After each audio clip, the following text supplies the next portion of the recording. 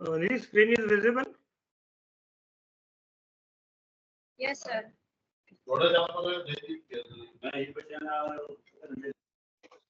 So corporate financial reporting last session से हम देख रहे हैं, वही पार्ट में आगे बढ़ेंगे। रिलेटेड पार्टी कौन सी है वो भी आप देखेंगे।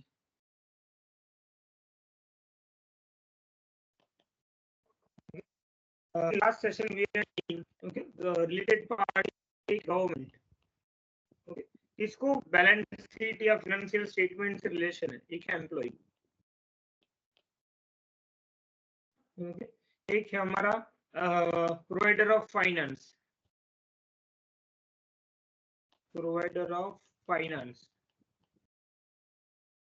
ओके। नेक्स्ट है हमारा other parties, other interested parties,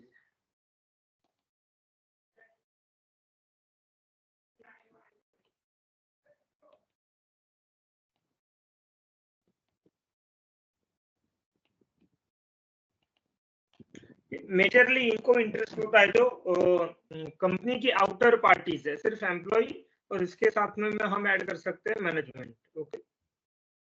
So these are the parties which are directly or they are having relation, they are having interest in the balance sheet or the financial statements of the company। उनको ये जानना है ये लोग क्या कर रहे हैं, कंपनी क्या कर रही है, ओके। मान लीजिए if we are literate person तो हम जान सकते हैं कि कंपनी क्या कर रही है। अगर मुझे कोई बैलेंस शीट दे दे, कोई मुझे फाइनेंशियल स्टेटमेंट दे दे, तो ये हम जान सकते हैं कि कंपनी क्या कर रही है। नॉर्मली फिनेंशियल स्टेटमेंट में कौन कौन से फॉर्मेट इंक्लूड होते हैं, ये सब नोट्स आप भी लिखते जाना, okay.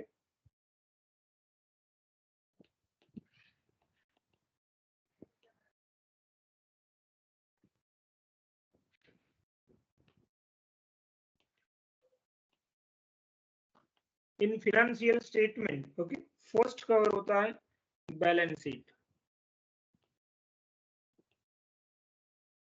Okay. Number B, second cover होता है PNL account,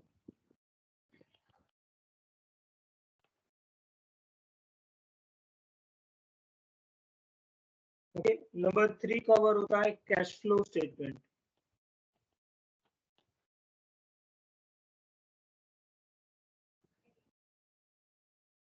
number 4,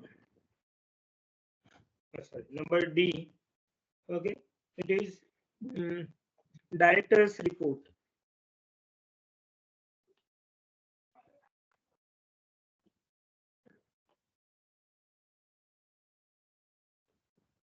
okay. Number E,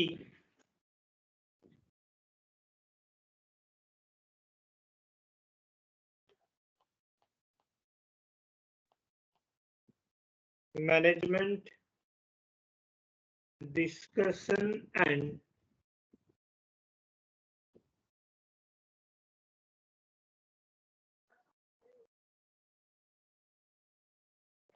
analysis report, management discussion and analysis report, okay। Next, auditors report,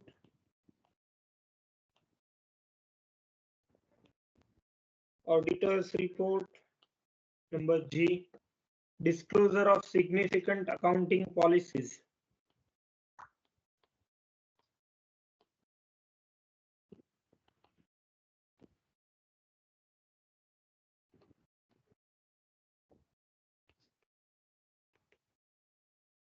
okay। There are certain reason why I'm writing this, okay। इसका proper logic है, ये मैं बता रहा हूँ, उसके बाद आगे और भी बताऊंगा क्योंकि हमने ये सब देखा है, ओके, कि फाइनेंशियल स्टेटमेंट में क्या क्या इंक्लूड होता है। लास्ट सेशन में हमने देखा था कि कौन सी पार्टीज है, उससे रिलेटेड क्या है, कौन किसको क्या अफेक्शन होता है। Now we are in that session कि रिपोर्टिंग में क्या क्या रिपोर्ट हम जो रिलेटेड पार्टीज है उनको प्रोवाइड करते हैं, okay. Number H, disclosure of notes of accounting,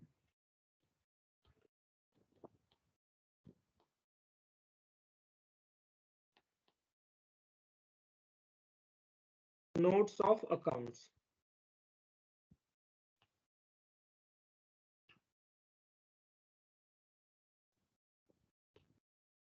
Okay, these are the things which are included in financial statements. ये financial statement में include होता है. Now एक एक को थोड़ा डिस्कस भी करेंगे. Balance sheet. Okay, balance sheet ये हम जानते हैं which are included assets and liabilities. Okay, profit and loss account, income and expenditure include होता है, ट्रेडिंग, पीएनएल, ये सब इसमें कंबाइन होता है. Cash flow statement it indicates कि पूरे साल में कैश कहां से आएगी और कहां पर पेमेंट करेंगे. डायरेक्टर्स रिपोर्ट, जो नोट्स डायरेक्टर्स ने बनाई है, ओके, कंपनी के रिगार्डिंग डायरेक्टर्स ने जो भी रिपोर्ट दिया है वो उसमें बताता है. Director reports is a report by the top management of the company. Okay, तो कंपनी की पॉलिसी क्या है, ये लोग क्या करने वाले हैं, it is indicated in this report. Management discussion and analysis report. Okay, ये भी वर्किंग नोट जैसा है कि पूरी कंपनी में पूरे साल में मैनेजमेंट या डायरेक्टर्स ने क्या डिस्कशन किया उसका एनालिसिस रिपोर्ट है. ऑडिटर्स रिपोर्ट, कंपनी की बैलेंस शीट और पीएनएल अकाउंट, इसके रिगार्डिंग ऑडिटर्स ऑडिट रिपोर्ट देता है. ऑडिट भी करता है, ऑडिट रिपोर्ट भी होता है कि ऑडिटर्स रिपोर्ट में होता है कि कंपनी की बैलेंस शीट या पीएनएल अकाउंट क्लीन है, उसमें कोई मैनिपुलेशन है, कोई गैप है, कोई मेल प्रैक्टिसेस है, ये सब ऑडिटर्स रिपोर्ट बताता है. Disclosure of significant accounting policy, the word is used significant. Okay, सभी अकाउंटिंग पॉलिसीज नहीं है, बट ऐसी accounting policies which are affected, which are जिससे रिलेटेड पार्टी को इफेक्ट होती है. ओके, तो अकाउंटिंग पॉलिसी अगर कंपनी कोई फॉलो कर रही है, उसमें कोई चेंजेस कर रहे हैं, तो ये भी डिस्क्लोज करना है. Disclosure of notes and notes of accounts. Okay, so इतनी these are the things which are included in financial statements. Okay, but मान लीजिए कि जितने भी लिटरेट पर्सन है who are able to justify, अगर मैं कोई ग्रेजुएटेड पर्सन को बोल दूं कि आप इसको एनालिसिस करके दे दो, तो those person are able to justify the balance sheet, profit and loss account. ये लोग बता सकते हैं कि ये प्रॉपर एक्सपेंस है, डेबिट पीएनएल में डेबिट साइड पर ये लिख सकते हैं, ये नहीं लिख सकते हैं, प्रोविजन इतना कर सकते हैं, डेप्रिसिएशन नहीं कर सकते हैं, ये डेप्रिसिएशन अमाउंट गलत है. Okay, so those person are able to justify कि ये सही है और ये गलत है. बट मान लीजिए कोई दूसरी फील्ड का पर्सन, मान either the person is belonging from engineering, art stream, जिसको अकाउंटिंग के कोई रूल्स ही नहीं पता है, so how he is able to justify कि बैलेंस शीट कंपनी तो दे देगी, भैया ये लो, ये पूरा मतलब 50 पन्ने या 100 पन्ने या 200 पन्ने, इसको पढ़ लो और आप खुद ही आइडेंटिफाई करो. कंपनी का कोई भी पर्सन ये आपको समझाने नहीं बैठेगा, वो तो उसकी वेबसाइट पर लगा देगा कि ये मेरी ये बैलेंस शीट है, ये पीएनएल है, ये डायरेक्टर रिपोर्ट है. Now the person needs to justify कि ये क्या है. ओके, सो आज हम बात करेंगे कि जो भी फिनेंशियल स्टेटमेंट्स हैं वो अगर इलिटरेट पर्सन को बताने हैं. इलिटरेट मतलब ऐसे पर्सन जो अकाउंटिंग या बैलेंस शीट या पीएनएल अकाउंट, फिनेंशियल स्टेटमेंट को अंडरस्टूड नहीं कर पाते हैं, ऐसे पर्सन, और जो सही में इलिटरेट पर्सन है, ओके, जो पॉलिसीज नहीं जानते, तो उनको कंपनी कैसे कम्युनिकेट करे. ओके, वो उनको तो ऐसा होना चाहिए कि बस ये देख के मुझे पता चल जाए कि कंपनी क्या कर रही है, बैलेंस शीट पीएनएल से वो नहीं समझ पाते. ओके, सो कंपनी ने दूसरा फॉर्मेट बनाया है. ओके, तो एज अ लेमैन नॉर्मली हम 4 क्वेश्चन आज 4 क्वेश्चन के आंसर हम आइडेंटिफाई करेंगे. नंबर 1, ओके, आज पूरे सेशन की आउटलाइन ये 4 क्वेश्चन के अराउंड होगी. Okay, question number 1, if the company is making profit or not. Okay, company सही में प्रॉफिट कर रही है या नहीं कर रही है, मतलब जो उनकी सेलिंग की इनकम है, सेल्स से जो इनकम है, वो उनकी कंपनी के एक्सपेंडिचर के सामने सेट होने के बाद भी कंपनी के पास प्रॉफिट बच रहा है या नहीं. Number 2, company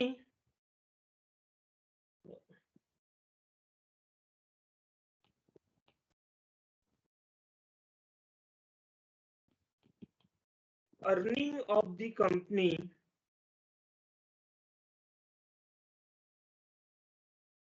is more than the cost of capital. Okay, we are asking this कि कंपनी की अर्निंग कॉस्ट ऑफ कैपिटल से ज्यादा है कि नहीं.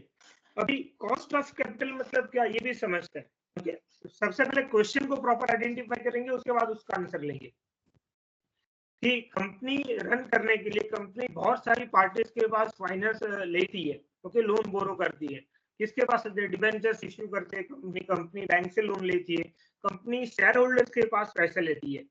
ओके, तो शेयर होल्डर को डिविडेंड प्रोवाइड करना है, बैंक को इंटरेस्ट पे करना है, डिबेंचर के ऊपर इंटरेस्ट पे करना है. तो ये सभी पार्टी को लोन, सभी पार्टी से आपने जो भी फंड कलेक्ट किया है उसका जो भी रेट ऑफ इंटरेस्ट आपको कॉस्ट पड़ रहा है उससे ज्यादा कंपनी अर्निंग कर रही या नहीं कर रही है. ये आज के सेशन का सेकंड क्वेश्चन है. Question number 3. ओके, शेयर की वैल्यू मार्केट वैल्यू से ज्यादा है कि नहीं. ओके, कंपनी के शेयर की face value of share.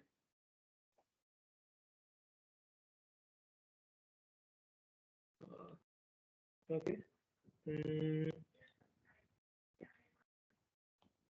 market value of share is more than the book value.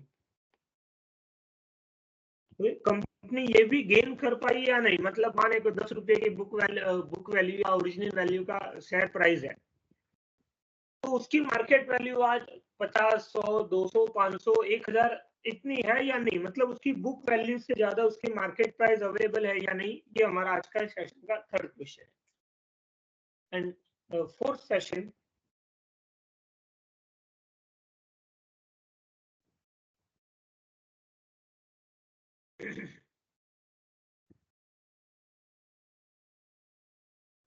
Expected rate of return of share holder. Okay, share holder का जो एक्सपेक्टेड रेट ऑफ रिटर्न है, क्या company उतना earn कर रही है.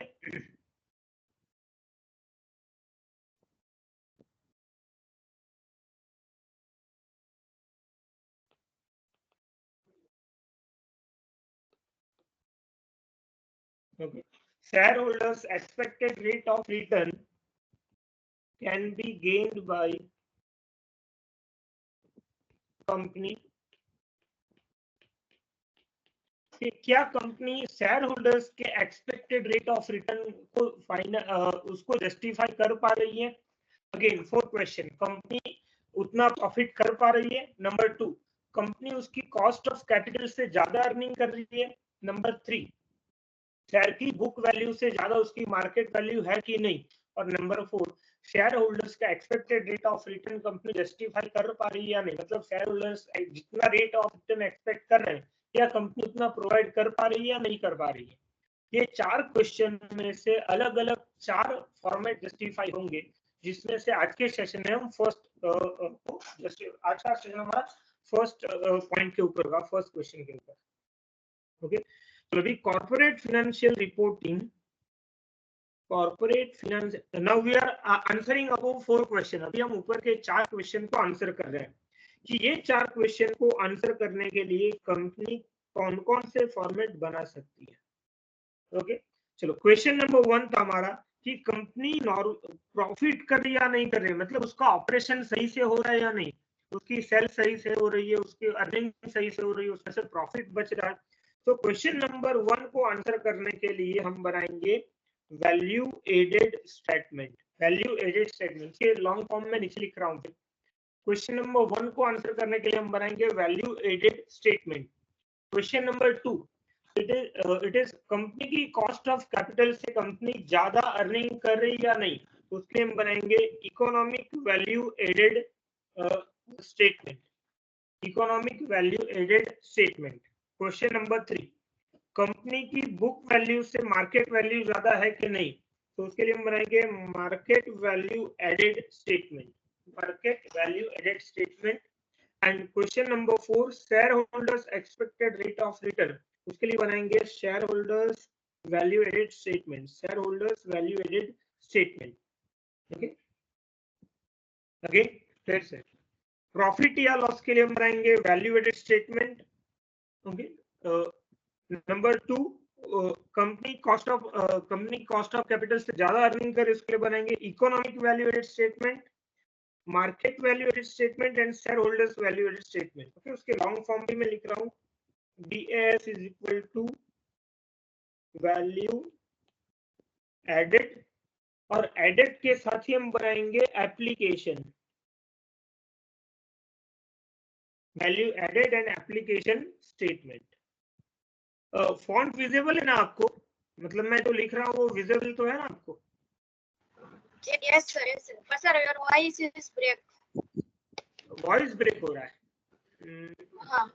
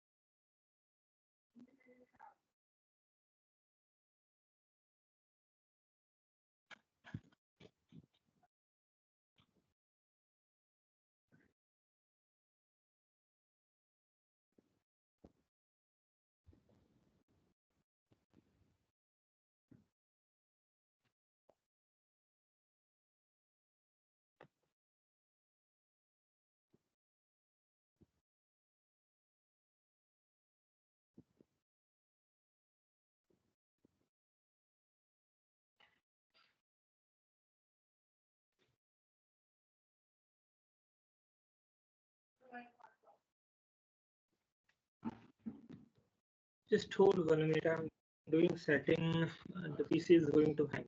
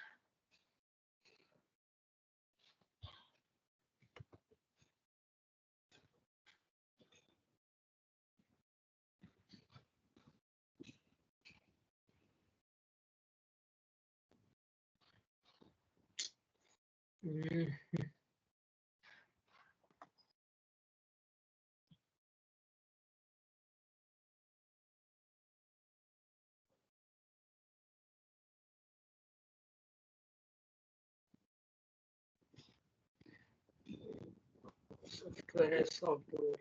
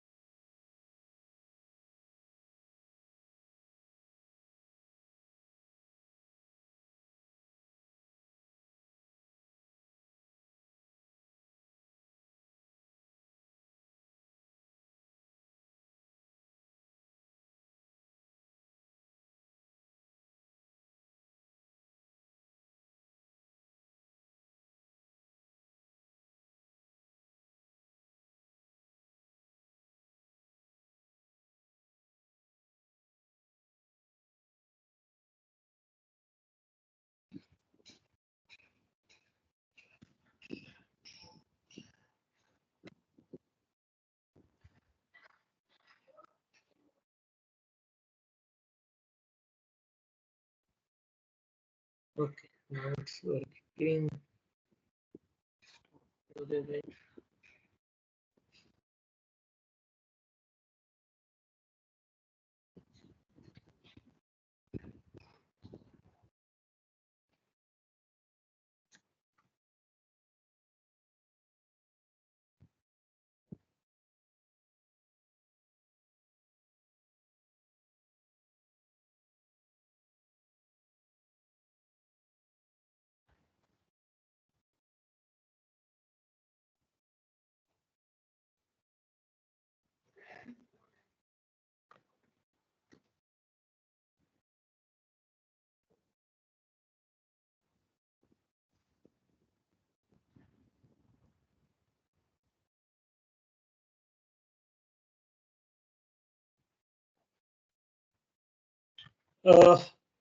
अभी वॉइस क्लियर है थोड़ा पहले से या सेम इफेक्ट है?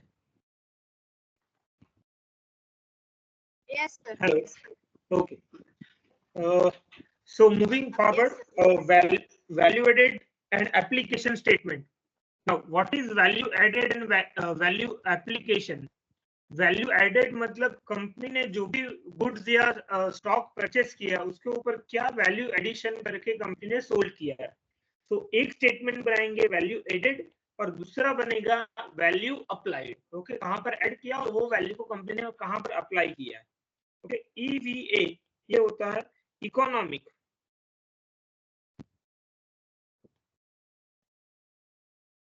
Value added statement.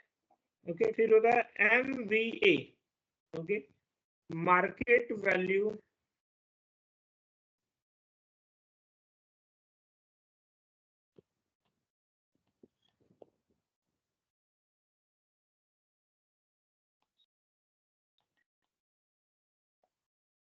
market value added statement, and last is shareholders value added statement.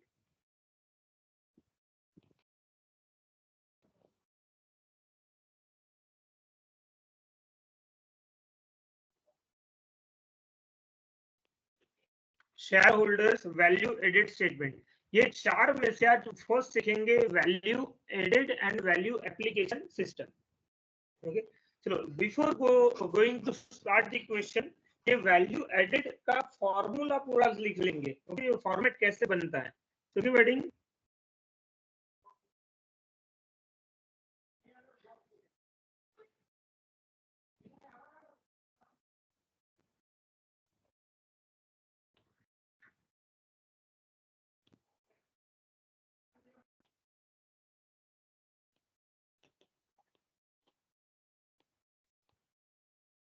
Value added statements, अभी कंपनी ने कितनी वैल्यू ऐड की वो हमें कैसे पता चलेगा। ओके, वैल्यू एडिशन मतलब आपने 100 रुपए का गुड्स परचेस किया और 200 रुपये में सोल्ड किया, तो नॉर्मली सिर्फ ये एक स्टेटमेंट से हम बोल सकते हैं कंपनी ने 100 रुपीज की वैल्यू एडिशन की है। ओके, 100 रुपीज का रॉ मटेरियल 100 रुपीज का रॉ मटेरियल परचेस किया, हमने सोल्ड किया। तो स्टार्टिंग पॉइंट होगा हमारा sales. Okay, value added statement का फॉर्मेट ही स्टार्ट होगा सेल्स से। ओके, कंपनी की सेल्स किया है plus, okay, plus direct income, plus direct income. Okay, okay, sales plus direct, sales से कंपनी ने कितना जनरेट किया और डायरेक्ट इनकम से। अब ये क्वेरी होगी कि सेल्स और डायरेक्ट इनकम में क्या गैप है। ओके, सेल्स भी डायरेक्ट इनकम ही है। ओके, बट कई बार क्वेश्चन में सेल्स भी दिया होता है और डायरेक्ट इनकम भी दी होती है, तो दोनों को क्लब करना है हमें। इनडायरेक्ट इनकम लास्ट में होगी, अभी यहाँ पर नहीं। Sales plus direct income. Okay, अभी ये जो टोटल है इसमें से हम माइनस करेंगे कि कंपनी ने कौन कौन से एक्सपेंसेस किए हैं। ओके, तो लिखेंगे cost of minus cost of bought out goods and services, दोनों लिखना है। bought out cost of goods and services, company ने क्या क्या रॉ मटेरियल परचेस किया और कौन कौन सी सर्विस को हायर किया, ये दोनों की कॉस्ट हम माइनस करेंगे। अब ये इसमें क्या होगा। ओके, तो यहाँ पर नॉर्मली जो भी हमारे सैलरी होते हैं, रॉ मटेरियल परचेज है, ऑडिटर्स फी है, इलेक्ट्रिसिटी बिल है, लोन इंटरेस्ट ऑन लोन, ये जितने भी चार्जेस है ये जाएंगे cost of bought out goods and services. Okay, जो भी profit and loss debit side पे लिखेंगे।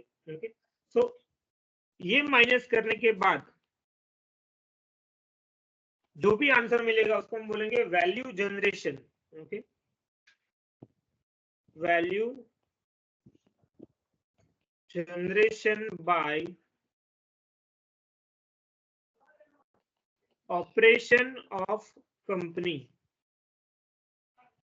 Okay, sales plus direct income, ये हो गई income, minus cost of bought out goods and services, मतलब कंपनी ने क्या क्या रॉ मटेरियल परचेस किया, कितने सैलरीज पे की, इंटरेस्ट कितना पेमेंट किया, पेनल्टीज कोई पेमेंट किए, इंटरेस्ट ऑन लोन, जो भी पेमेंट हुआ, एडमिनिस्ट्रेटिव एक्सपेंस, फाइनेंशियल एक्सपेंस, ये सब आ गए। ओके, ये माइनस करने के बाद जो भी आंसर मिलेगा income minus expenditure, simple way में उसको हम बोलेंगे value generation by operation of the company. Plus इसमें ऐड करेंगे अदर इनकम प्लस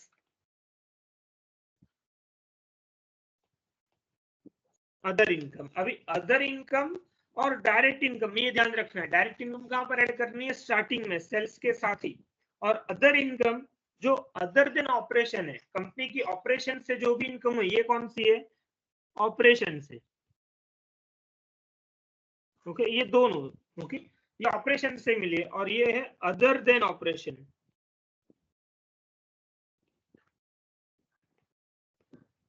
कंपनी के जो मेन कंपनी काम करती है, मेन ऑपरेटिंग करती है कंपनी, उसके सिवाय कंपनी को जो भी इनकम हुई है वो हम यहाँ पर लिखेंगे। Okay, plus, okay, other income plus और माइनस एक्स्ट्रा ऑर्डिनरी आइटम्स। अभी एक्स्ट्रा ऑर्डिनरी आइटम मतलब क्या, जो नॉर्मल केस में कंपनी को नहीं होता। मान लीजिए कई बार ऐसा हुआ कि कंपनी में चोरी हो गई, आग लग गई, बहुत बड़ी लॉस हो गई, तो उसको हम बोलेंगे हम एक्स्ट्रा ऑर्डिनरी आइटम, और हमने दोनों साइन लिखे प्लस एंड माइनस। ओके, अगर लॉस हो रहा है, चोरी हो गई, आग लग गई, नुकसान हो गया, तो हम माइनस करेंगे। कई बार ये होता है कि एबनॉर्मल गेन हो जाता है। ओके, मार्केट में इतनी तेजी आ जाती है कि आप अनएक्सपेक्टेड आपका स्टॉक सोल्ड हो जाता है, अनएक्सपेक्टेड प्राइस पे भी। ओके, डिमांड ही इतनी है, कई बार सिचुएशन ऐसी हो जाती है कि 5 रुपए की कोई प्रोडक्ट भी हर एक जन 100 रुपीज में लेने के लिए तैयार हो जाता है। तो अगर ऐसा कोई गेन है या ऐसी कोई लॉस है तो वो आएगी एक्स्ट्रा ऑर्डिनरी आइटम में। ओके, तो यहाँ पर जो भी आंसर मिला उसको हम बोलेंगे वैल्यू एडेड। ओके, ये आंसर को हम बोलेंगे वैल्यू एडेड। एकदम सिंपल, एकदम सिंपल। फिर से रिपीट कर रहा हूँ, थोड़ी स्क्रीन कस्टमाइज कर रहा हूँ जिससे पूरा आपको स्क्रीन पर दिख जाए।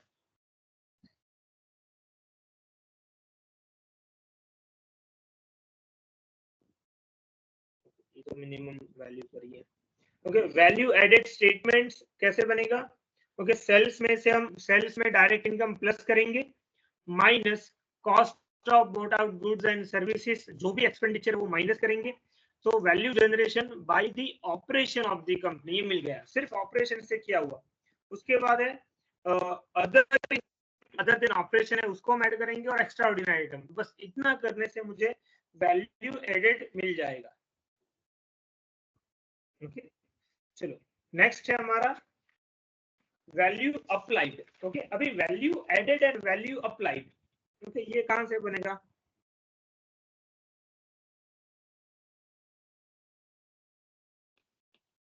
वैल्यू अप्लाइड, अभी कंपनी ने वैल्यू ऐड की तो उसको अप्लाई भी तो करेंगे, सिर्फ ऐसे थोड़ी रखेंगे।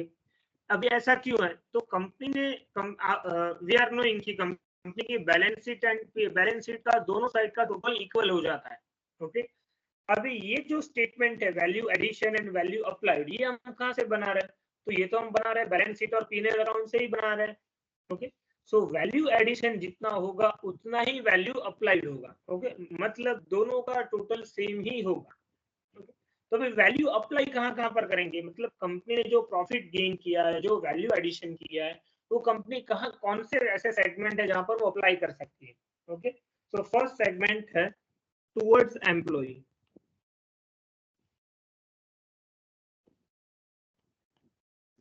एम्प्लॉय क्या देते हैं? Salary, wages. ओके, ये हम एम्प्लॉय को देते हैं। बोनस, इंसेंटिव्स, ये हम एम्प्लॉय को देते हैं। Number 2, towards management.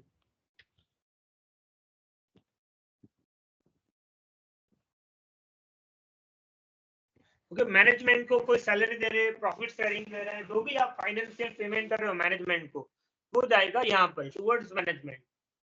Number 3, okay, number 3 towards government.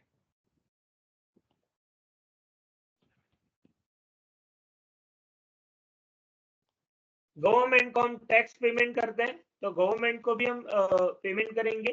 Okay, ये वैल्यू अप्लाइड यहाँ पर होगा। Number 4, towards providers finance, towards providers of finance। Okay, जो फाइनेंस प्रोवाइड कर रहा है, आगे भी मैंने कौन कौन फाइनेंस प्रोवाइड करता है? एक है equity share holders, number 2 bankers, other than bankers जो भी फाइनेंस प्रोवाइड करता है, नंबर 3 डिवेंचर्स जो भी कंपनी को लॉन्ग टर्म लोन प्रोवाइड करता है, वो यहाँ पर होगा providers of finance. And number 5, okay, सिर्फ 5 ही है इसमें, towards replacement and expansion। Replacement and expansion, अभी ये क्या है?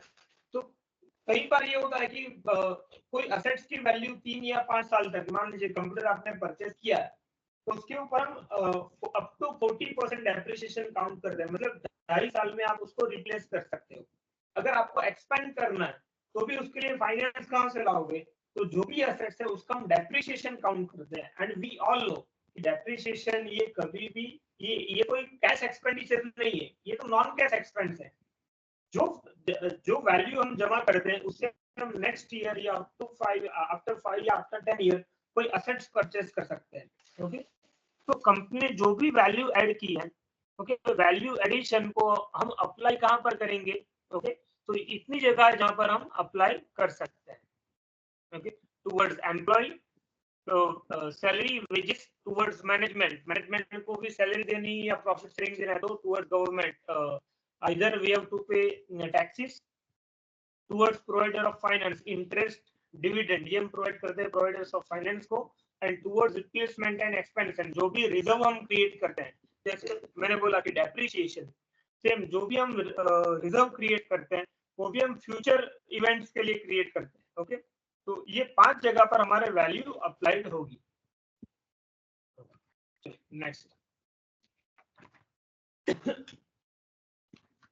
अभी जाएंगे क्वेश्चन के ऊपर। ओके, जो क्वेश्चन है हमारा वो देखेंगे। अभी सिर्फ क्वेश्चन सबसे पहले समझाता हूं मैं। Okay, this is the question. अभी आप जो प्रिंट आउट है आपकी वो साथ में ले लीजिए और उसको हाथ में रखेंगे और क्वेश्चन समझेंगे पहले, उसके बाद उसको सॉल्व करेंगे। From the following profit and loss account of x limited, prepare gross value added statement and show the reconciliation between gross value added and profit before taxation। दो चीज करनी है। From the following P&L account, prepare gross value added statement. Value added statement तो बना है but आगे कौन सा वर्ड है? ग्रॉस। ओके, देखो वैल्यू एडेड स्टेटमेंट में दो टाइप के बनेंगे, एक तो है ग्रॉस एंड एक है नेट। अभी दोनों में फर्क क्या है? क्योंकि ग्रॉस बोलेंगे तो क्या करना है और नेट बोलेंगे तो क्या करना है। So only the difference between both is depreciation.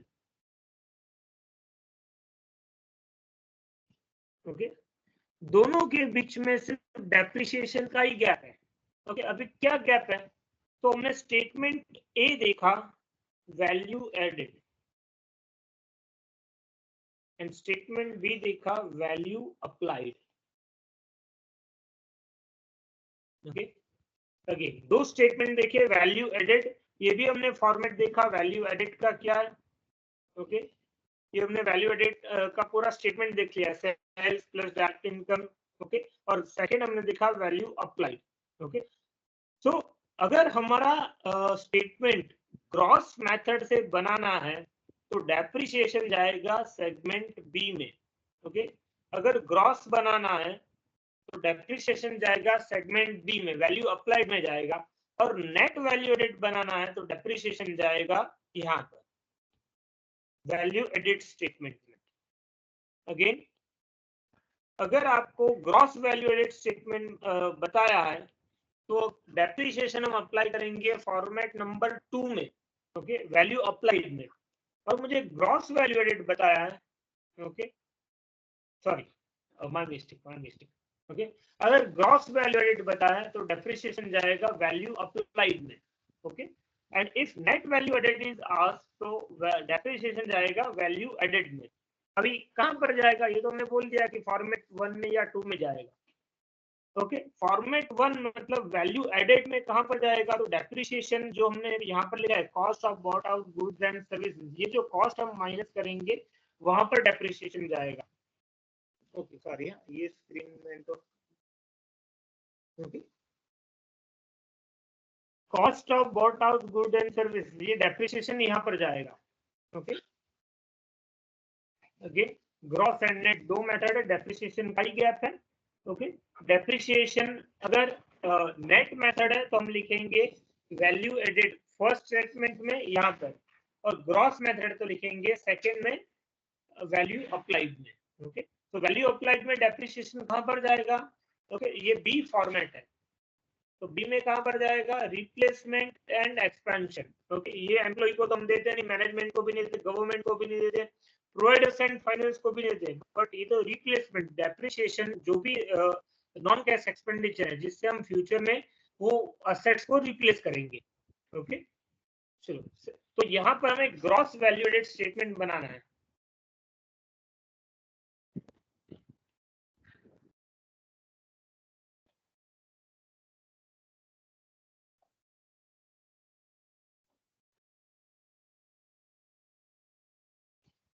Gross value added statement.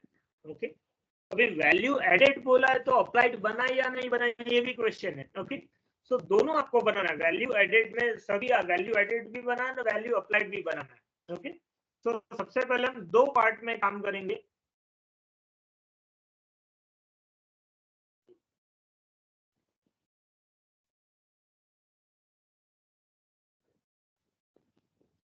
Now you have to calculate with me, आप मेरे साथ कैलकुलेट करते जाइए। ओके, मैं समझाते भी जाऊंगा और यहाँ पर लिखते भी जाऊंगा।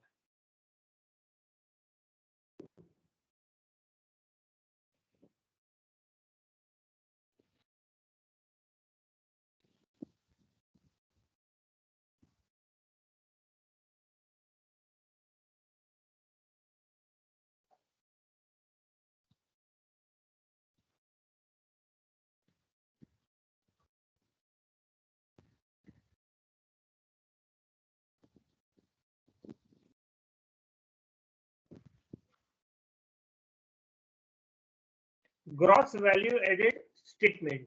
ओके, अभी दो स्टेटमेंट बनाएंगे, एक तो है वैल्यू एडेड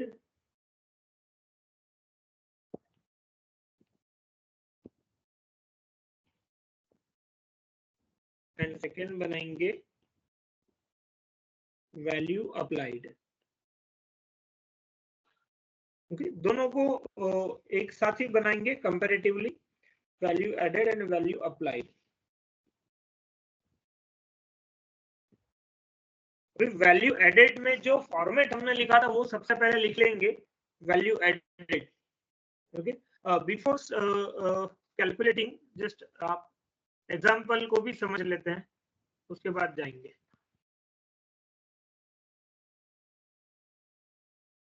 एग्जांपल हमें बोला है ग्रॉस वैल्यू एडेड स्टेटमेंट बनाना है एंड रिकंसिलेशन भी बनाना। अभी रिकंसिलेशन भी मैं आपको बताऊंगा कि रिकंसिलेशन क्या है। रिकंसिलेशन 11th में या रिकंसिलेशन होता था कि कैश बुक और bank book, okay, bank passbook અને कैश बुक બંનેને આપણે મેળવતા હતા रिकंसिलेशन। ओके, बैंक सिलेक्ट में गुजरातीમાં કહેતા હતા, इंग्लिशમાં reconciliation of bank with cash. Okay, so ये रिकंसिलेशन किसके साथ करना है? Reconciliation between gross value added and profit before taxation. Profit before taxation मतलब पीबीटी। चलो क्वेश्चन को देखते हैं।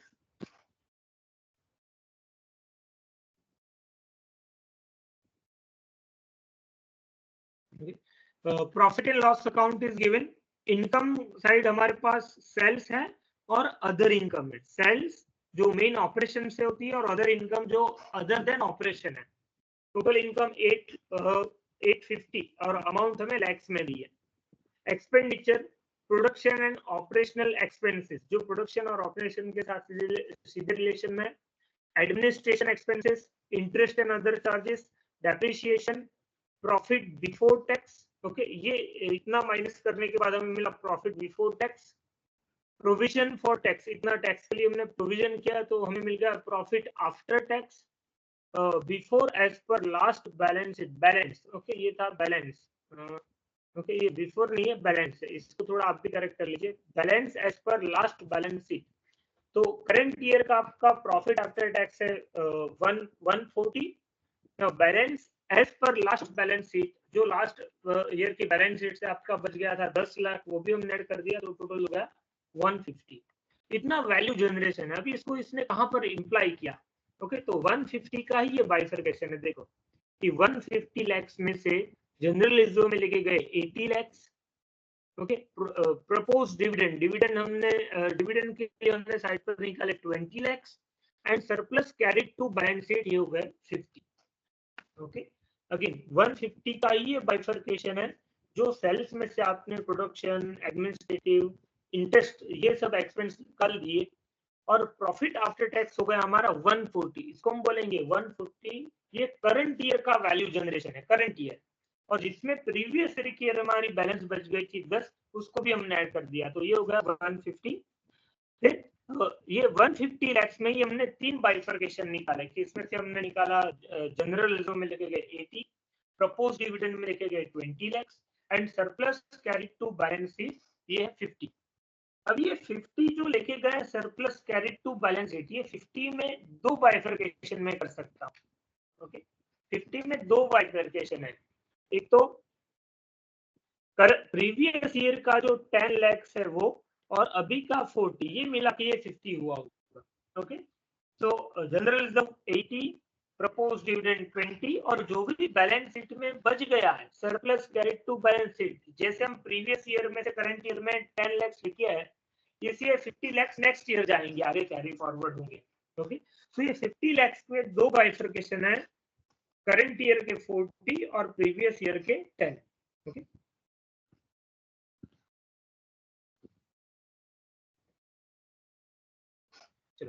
आगे जाएंगे, क्वेश्चन देखेंगे। Breakup of same of the expenditure is as follows. अभी जो ऊपर के जो एक्सपेंडिचर प्रोडक्शन, ये प्रोडक्शन है 600, एडमिनिस्ट्रेटिव है 30, interest and other charges 30, depreciation 20, उसका बाइफरकेशन नीचे दिया है। देखो प्रोडक्शन एंड ऑपरेशन उसमें दिया consumption of raw material, salary and wages, cess and local taxes, other manufacturing expenses is there. Okay, next है एडमिनिस्ट्रेटिव एक्सपेंस जो ऊपर दिए 30, उसका भी बाइफर्केशन है, audit fees, salary and commission to directors, provision for doubtful debts, other expenses. Okay, तो ये हो गए 30। इंटरेस्ट एंड चार्जेस है यहाँ पर on working capital loans from bank, on fix loan from ICI, on debentures. Okay, चलो question समझ में आया आपको? घरे बनाओ तो क्रेडिट तो अभी ये जो फॉर्मेट बनाएंगे और फॉर्मेट में लिखते जाएंगे, सबसे पहले फॉर्मेट बना देंगे और उसमें लिखते जाएंगे कि कौन सा एक्सपेंस कहां पर है। अभी वैल्यू एडेड में हम काम करेंगे, वैल्यू एडेड का फॉर्मेट बनाएंगे। ओके, तो सबसे पहले लिख देंगे सेल्स। ओके, आप भी मेरे साथ लिखते जाइए। ओके, हाँ स्क्रीन शो कर।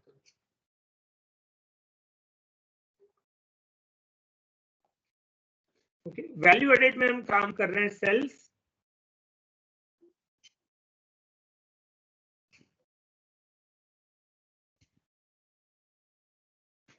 Plus direct income, sales plus direct income, इसका हम टोटल यहाँ पर लिख देंगे। अभी सिर्फ फॉर्मेट बनाएंगे। Okay, minus cost of bought out goods and service, cost of bought out goods and service। तो इसके लिए हम थोड़ी जगह छोड़ देंगे, 7-8-9 लाइन छोड़ देंगे। ओके, हमें पता नहीं कितनी लाइन यहाँ पर चाहिए, बट 8-9 लाइन यहाँ पर छोड़ देंगे cost of bought out goods and service के लिए। ओके, तो उसके बाद आंसर मिलेगा हमें, जो भी आंसर मिलेगा उसको बोलेंगे value added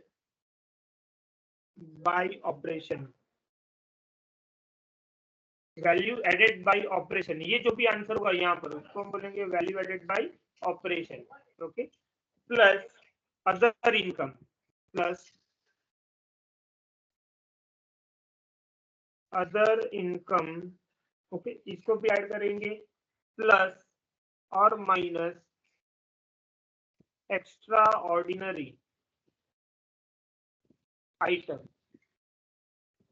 extra ordinary item. तो लास्ट में जो भी आंसर मिलेगा उसको हम बोलेंगे वैल्यू एडेड।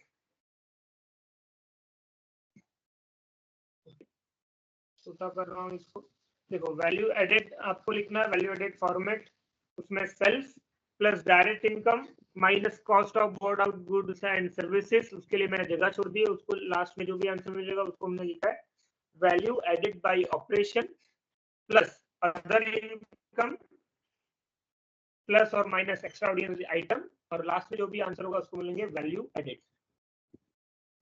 नेक्स्ट, ओके, ये होगा value added.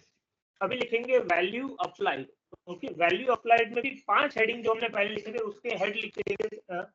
Okay, first one towards employ,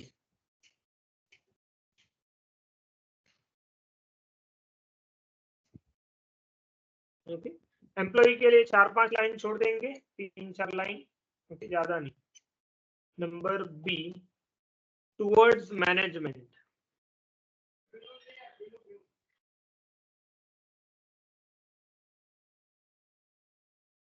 towards management, okay, उसके लिए भी 3-4 लाइन छोड़ देंगे। नंबर सी, आप लिख पा रहे हो ना मेरे साथ? Yes, yes, sir. Okay, number C towards government, towards government. Okay, again we will left 3-4 lines for number C. Number D, providers of finance, providers of finance. Again we left 4-5 lines for number D, and number 5 for number F. Okay, for replacement and expansion.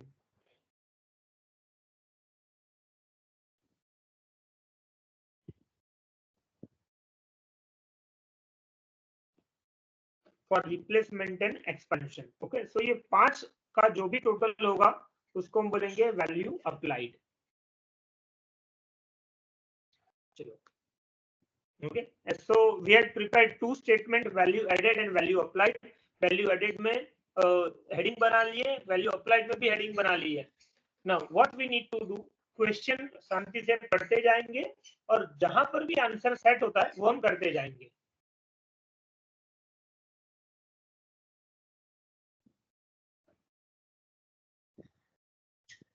चलो question देखते जाएंगे।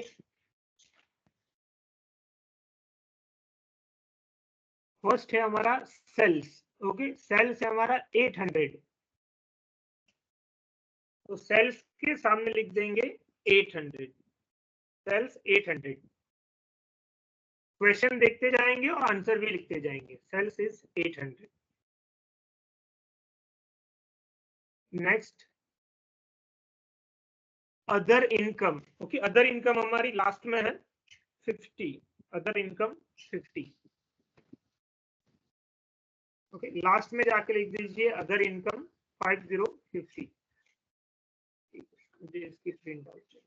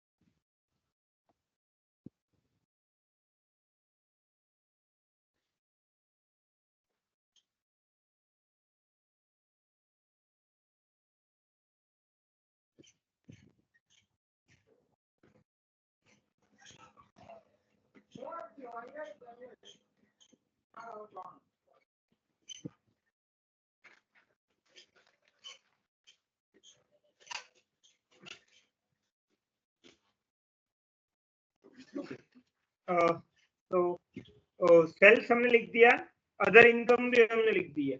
Total income ये कोई item नहीं है, ये तो सिर्फ टोटल है हमारा।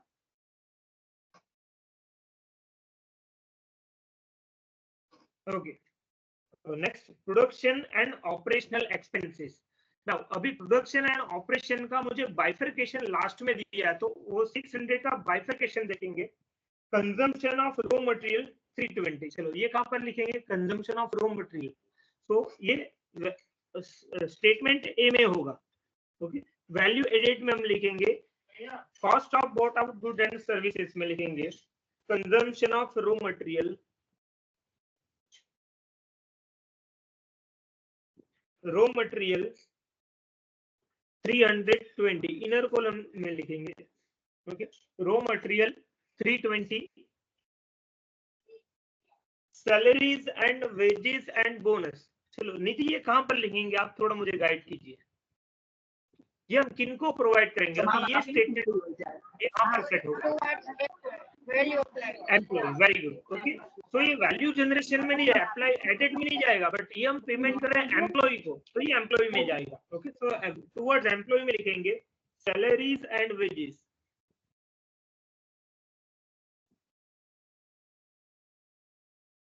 Okay, 8 lakhs, sorry 60 lakhs।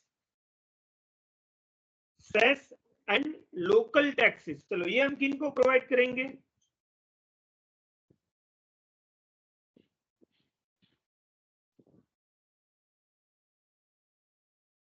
Cess and local tax, ये हम किनको देते हैं,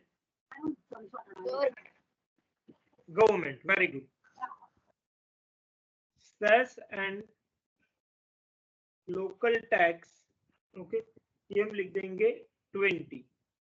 okay, other manufacturing expense, again it is related with operation, तो हम आ जाएंगे फिर से वैल्यू एडेड में और रॉ मटेरियल के पास लिख देंगे मैन्युफैक्चरिंग एक्सपेंस।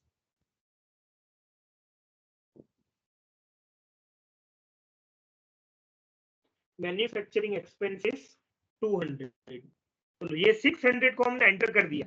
अगेन फिर ऊपर आते हैं, एग्जाम्पल में वहां पर हेडिंग है एडमिनिस्ट्रेशन एक्सपेंसेस, एडमिनिस्ट्रेशन एक्सपेंस हमारे 30, ओके। तो उसका बाइफरकेशन भी नीचे ऑडिट फी, चलो ऑडिट फी जाएगी cost of bought out good and services में, तो वैल्यू एडेड स्टेटमेंट में लिखेंगे audit fee, okay, audit fee है 6, okay. Next is salary and commission to directors, okay, तो वो जाएगा वैल्यू अप्लाइड में टुवर्ड्स मैनेजमेंट, ये हम मैनेजमेंट को पेमेंट करेंगे, okay. Salary to directors,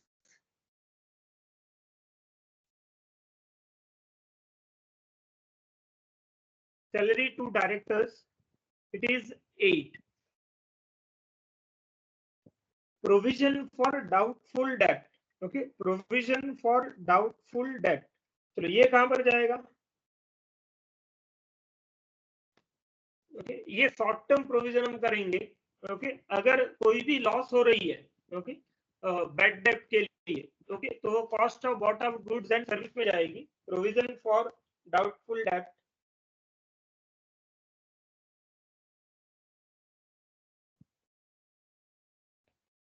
provision for debt 6 lakh, okay.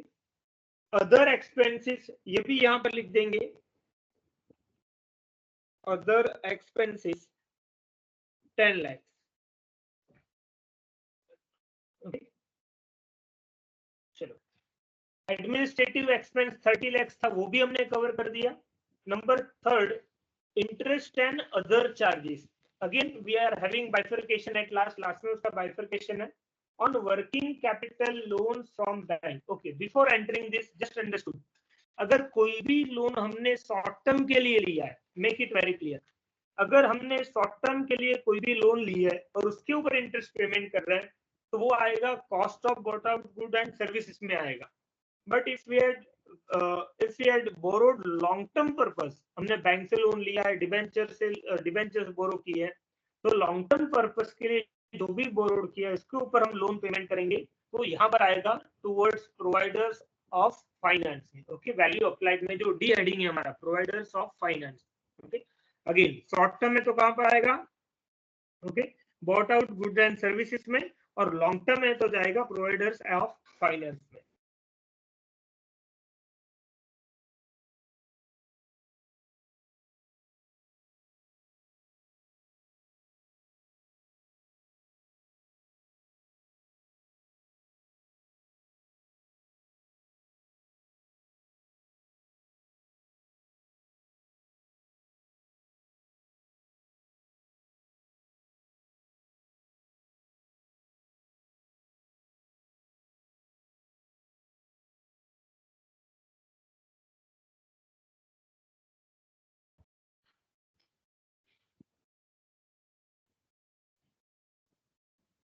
Hello,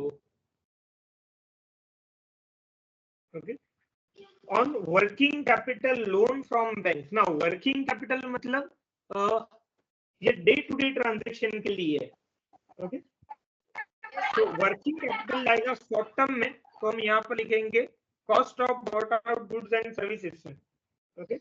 interest on working capital loan, interest on loan working capital वाली, okay, 10 lakhs, interest on loan 10 lakhs। Next, on fixed loan from ICICI, okay, ये जाएगा towards providers of finance, okay. Value applied में 4th heading, fixed loan from ICI, loan from ICICI, okay, इसमें लिखेंगे 15 lakh, 15 lakh. On debenture, ये भी यहीं पर होगा long term purpose, on debenture 5 lakh. चलो ये हो गया बाइफिकेशन इंटरेस्ट एंड अदर चार्जेस के लिए। नेक्स्ट इज डेप्रिसिएशन, चलो डेप्रिसिएशन कहां पर जाएगा, तो वो कोई कैश एक्सपेंडिचर नहीं है, it is non cash expenditure, okay. तो उसको हम लिखेंगे कहां पर, वैल्यू अप्लाइड में और रिप्लेसमेंट एंड एक्सपेंशन में। Depreciation 20, depreciation 20। उसके बाद है प्रॉफिट बिफोर टैक्स, ये तो कोई आइटम नहीं है, ये तो ऊपर से डिडक्शन किया। Provision for tax, okay, tax हम पेमेंट करेंगे तो गवर्नमेंट को टैक्स पेमेंट करेंगे तो लिखेंगे provision for tax, okay. Value applied में नंबर सी में टूवर्ड्स गवर्नमेंट में provision for tax 30, provision for tax 30। उसके बाद प्रॉफिट आफ्टर टैक्स, तो ये भी नहीं जाए, तो कोई आइटम नहीं है। Before balance as per last balance sheet, okay. चलो इसका क्या करेंगे, ये तो प्रीवियस ईयर की बैलेंस बची है। We are calculating value added with the same statement. हम ये करंट ईयर की वैल्यू एडेड, मुझे आगे की भी नहीं चाहिए और पीछे की भी नहीं चाहिए, कोई नहीं चाहिए। मैं तो सिर्फ ये करंट ईयर का वैल्यू एडेड एडिशन आइडेंटिफाई कर रहा हूँ, okay. So profit balance as per last balance sheet 10, इसकी एंट्री कहीं पर नहीं होगी, और अगर ये किसी में इंक्लूड है तो उसको हम माइनस भी कर देंगे, ओके। तो ये कहीं पर नहीं जाएगा। फिर है जनरल रिजर्व 80, ओके। ये जनरल रिजर्व हमने ट्रांसफर किया है, तो ये यहाँ पर लिख देंगे रिप्लेसमेंट एंड एक्सपेंशन में। General reserve 80, general reserve 80। Propose dividend, चलो प्रपोज डिविडेंड कहां पर जाएगा, प्रोवाइडर्स एंड फाइनेंस में, प्रोवाइडर्स ऑफ फाइनेंस।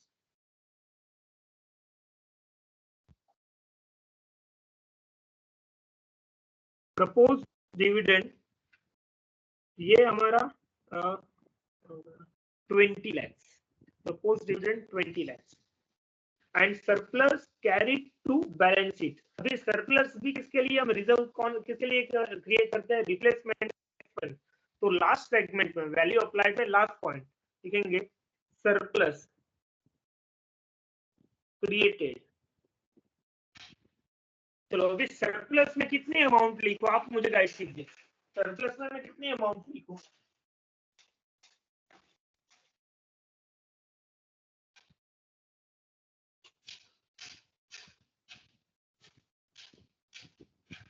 $50 lakhs लिखे या कोई और अमाउंट लिखे।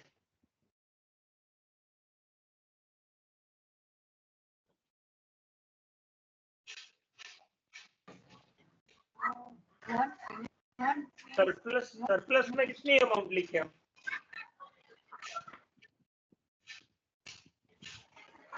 200 नहीं surplus surplus carry to balance sheet, okay. General reserve हमने लिखा 80, प्रपोज डिविडेंड है 20, ये भी हमने एंटर कर दिया। अभी surplus carry to balance sheet ये हमने दिया 50, तो ये कहां पर लिखेंगे,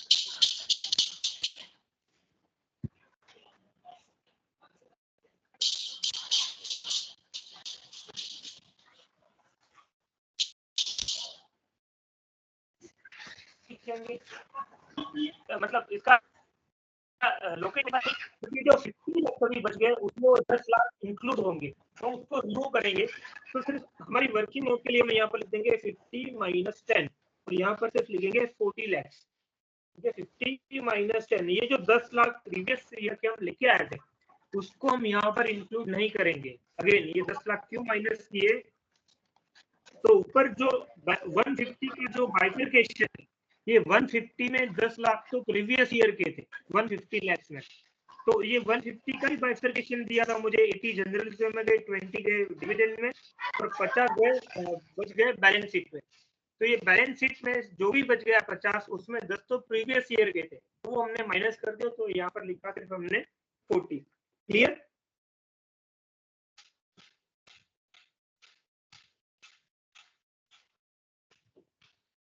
निधि क्लियर, तो आगे बढ़े हम।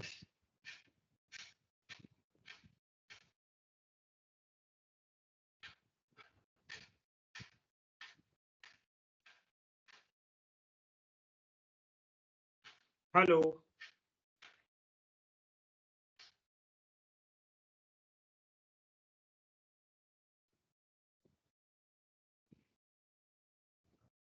Hello,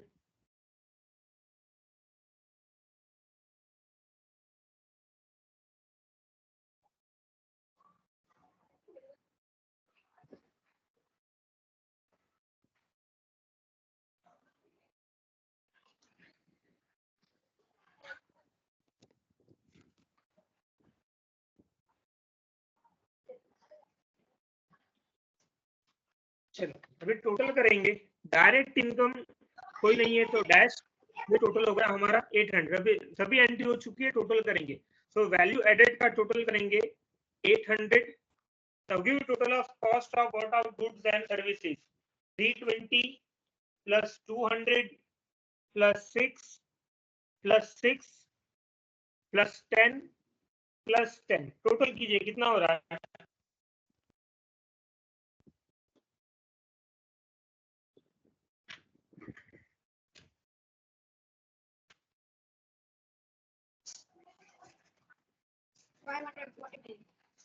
five hundred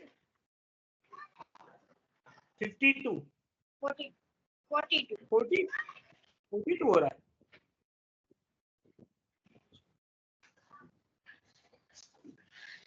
sorry sir, मेरा वो लास्ट वन लखवार बाकी रह गया। लास्ट वन हाँ लखी दो। Other expense and interest on working capital loan. Okay 552। तो 800 माइनस 552 तो ये हो जाएगा 248। अदर इनकम हमारे पास है, एक्स्ट्रा ऑर्डिनरी आइटम कोई नहीं है। ओके सो टोटल करेंगे 298। This is value added. Okay ये होगा value added.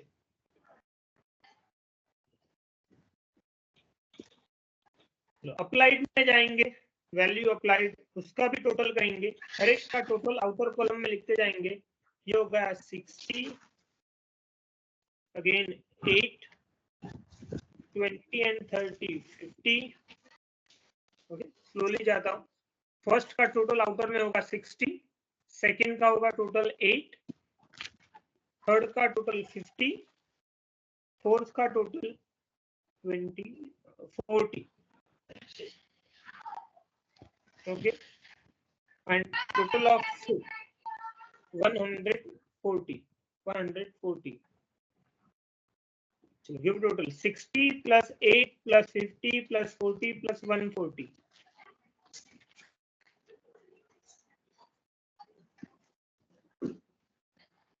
it is 298। Total equal होना चाहिए दोनों साइड 298। यस ओके तो वैल्यू एडिशन आपने जितना किया उतना ही आपने अप्लाई किया है। ये टोटल भी इक्वल इसीलिए होता है बिकॉज ये हर एक डेटा हमने कहां से डिराइव किया है? P&L अकाउंट से। Okay profit and loss account से लिया है हमने। तो दोनों value addition and value apply ये दोनों हो जाएगा। अभी सी द क्वेश्चन की पैराग्राफ की first line, prepare gross value added statement and show and तो gross value added statement हमने बना दिया and reconciliation between gross value added and profit before taxation। gross value added मतलब ये वाली amount, ये जो 298 आप लेके आए ये अमाउंट के साथ प्रॉफिट बिफोर टैक्स इसका रिकंसिलिएशन के लिए बताया। तो हम प्रॉफिट बिफोर टैक्स के साथ रिकंसिलिएशन करेंगे वैल्यू एडेड का। वैल्यू एडेड ओके तो ये कैसे करेंगे? तो चलो इसमें कोई डाउट है? अभी जो ये स्टेटमेंट हमने बनाया फर्स्ट स्टेटमेंट में एकदम इजी था। हमने फॉर्मेट बनाया तो आपको सिर्फ फॉर्मेट याद रखना है और कौन सी वैल्यू कहां पर जाएगी। ओके वैल्यू अप्लाइड में 5 हेड कंपलसरी 5 हेड है, उसमें से जिसको पेमेंट करें हमने वहां लिख दिए। अगर मैन्युफैक्चरिंग या ऑपरेशनल एक्सपेंस है तो हमने वैल्यू एडेड में लिख दिया। एक हमने देखा डेप्रिसिएशन, ये हमें ग्रॉस वैल्यू एडेड बनाना था तो डेप्रिसिएशन हमने लिखा था रिप्लेसमेंट में। ओके अगर नेट वैल्यू एडेड होता तो डेप्रिसिएशन हम लिखते कॉस्ट ऑफ बॉट आउट, यहाँ पर लिखते cost of bought out goods and services में। ओके चलो नाउ अभी बनाएंगे रिकंसिलिएशन।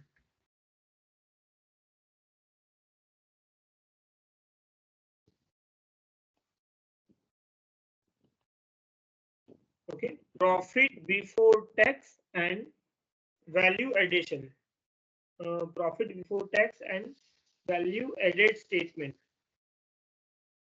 मतलब either you will start from PBT or either you will start with value added। हम profit before tax से start करेंगे और हम पहुंच जाएंगे वैल्यू एडेड पे ऊपर। वैल्यू एडेड मतलब ये 298 इतना ही होना चाहिए।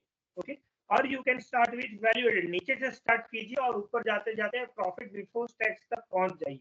ओके चलो तो प्रॉफिट बिफोर टैक्स, ये क्वेश्चन में देखो कितना है प्रॉफिट बिफोर टैक्स, ये है 170। प्रॉफिट बिफोर टैक्स है हमारा 170। अभी इसमें क्या ऐड करते जाएंगे, प्रॉफिट बिफोर टैक्स में क्या ऐड करते जाना है, ओके। तो जितनी भी हमने वैल्यू अप्लाई की है वो हमें ऐड करते जाना है, जितनी भी वैल्यू हमने अप्लाई की है वो ऐड करते जाना है। बट ऐड करते समय ये ध्यान में रखना है कि जो आइटम प्रॉफिट बिफोर टैक्स में ऑलरेडी इंक्लूड है, रिमेंबर जो आइटम प्रॉफिट बिफोर टैक्स में ऑलरेडी इंक्लूड है वो हम ऐड नहीं करेंगे।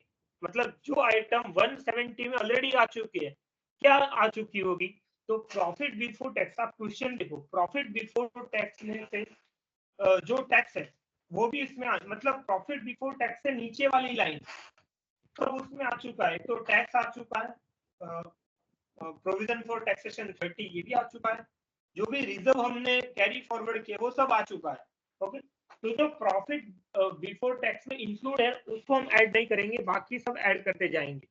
तो हमें क्या देखना है, ऊपर से ही देखते जाएंगे, ओके। सैलरी एंड वेजेस जो हमने स्टार्टिंग से फॉर्मेट देखा है, जो भी वैल्यू अप्लाइड किया है उसमें से एक एक चीज हम ऐड करते जाएंगे।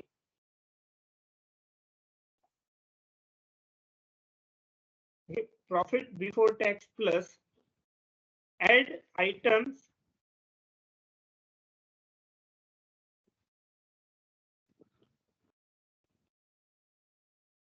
items of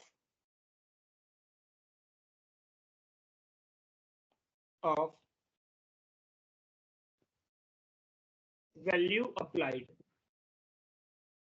add items of value applied।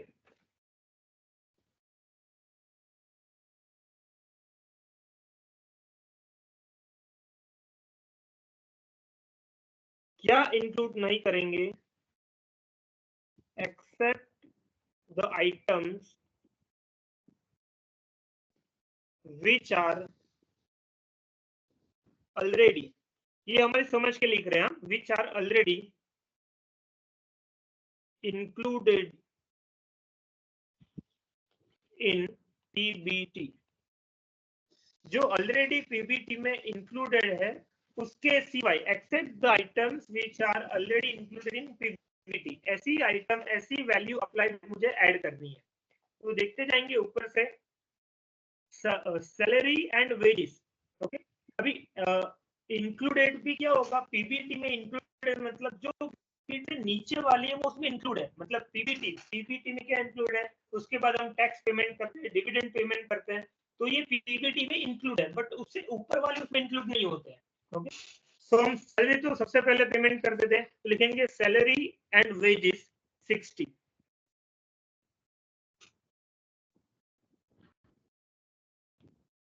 Salary and wages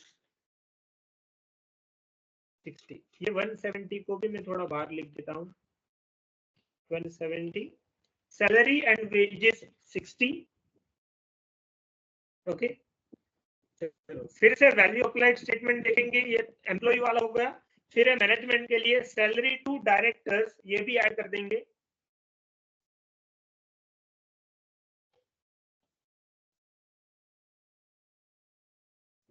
salary to directors 8, cess and local tax, ये जाएगा पीएल में डेबिट साइड पर, तो ये हमें ऐड करना है। बट प्रोविजन फॉर टैक्सेशन, देखो यहाँ पर प्रोविजन फॉर टैक्सेशन, ये हम कब पेमेंट करते हैं, तो प्रॉफिट बिफोर टैक्स, उसके बाद टैक्स माइनस होता है, ओके। तो ये 30 वाली जो आइटम है ये टैक्स है जो प्रॉफिट बिफोर टैक्स में ऑलरेडी इंक्लूड है, पीबीटी में प्रॉफिट बिफोर टैक्स, उसमें से हम टैक्स माइनस करते हैं, तो tax is already included in PBT, okay. तो सेस और लोकल टैक्स हम ऐड करेंगे, बट प्रॉफिट बिफोर टैक्स हम नहीं लिखेंगे।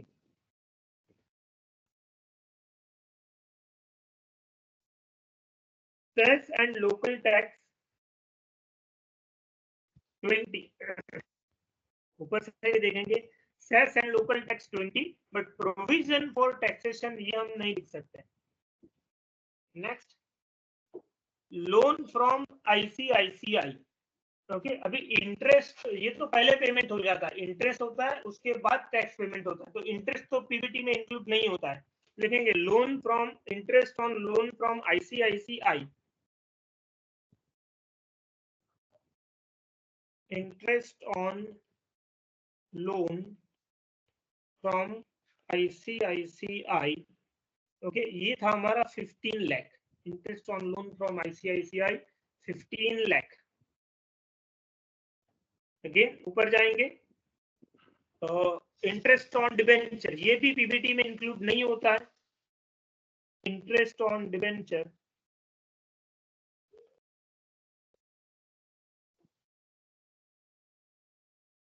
Interest on debenture 5। Okay propose dividend, अभी डिविडेंड हम कब पेमेंट करते हैं, तो टैक्स पेमेंट हो गया उसके बाद हम डिविडेंड पेमेंट करते हैं। ओके तो dividend is included in PBT, PBT में डिविडेंड इंक्लूड है तो इसको नहीं लिखेंगे। ओके ये एक चीज भी नहीं लिखेंगे, जैसे हमने प्रोविजन फॉर टैक्स नहीं लिखा था, हम डिविडेंड भी नहीं लिखेंगे। Next depreciation. ओके अभी डेप्रिसिएशन तो जाएगा यहाँ पर, बिकॉज वो पीबीटी में इंक्लूड नहीं है। डेप्रिसिएशन ये हमारा 20, डेप्रिसिएशन है 20। Next general reserve and surplus created, अभी general reserve and surplus created ये तो प्रॉफिट के बाद ही होगा, जो भी अमाउंट बची है उसी में से हम कर रहे हैं, तो ये पीबीटी में इंक्लूड होगा। तो ये दो चीजें हम इंक्लूड नहीं करेंगे, जनरल रिजर्व जो भी कैरी फॉरवर्ड करेंगे सरप्लस, ये तो हमेशा पीबीटी में इंक्लूड होगा। ओके तो इतनी चीज यहाँ पर होगी। चलो टोटल करेंगे, 170 plus 60 plus 8 plus 20 plus 15 plus 5 plus 20,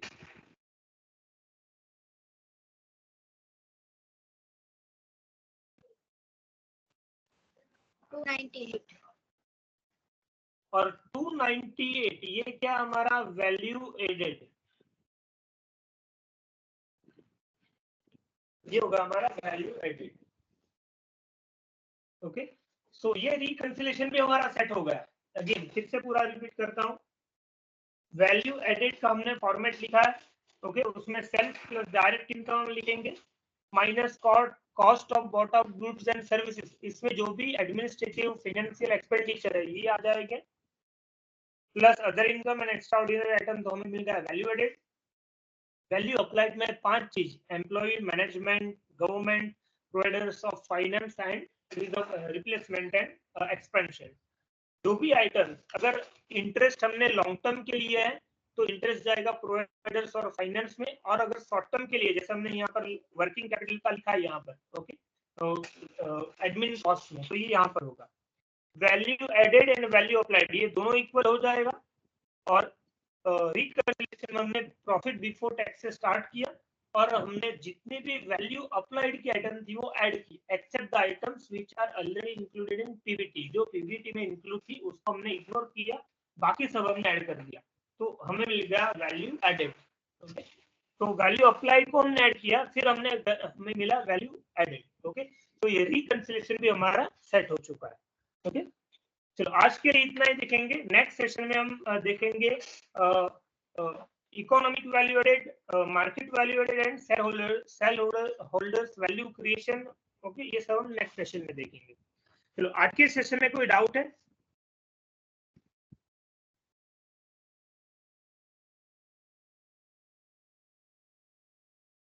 इसकी रिकॉर्डिंग्स भी मैं आपको भेज देता हूँ।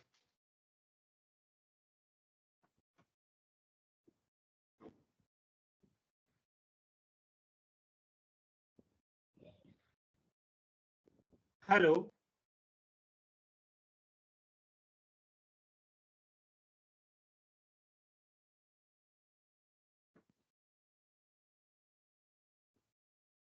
एक मिनट, मुझे अटेंडेंस डाउनलोड कर देंगे।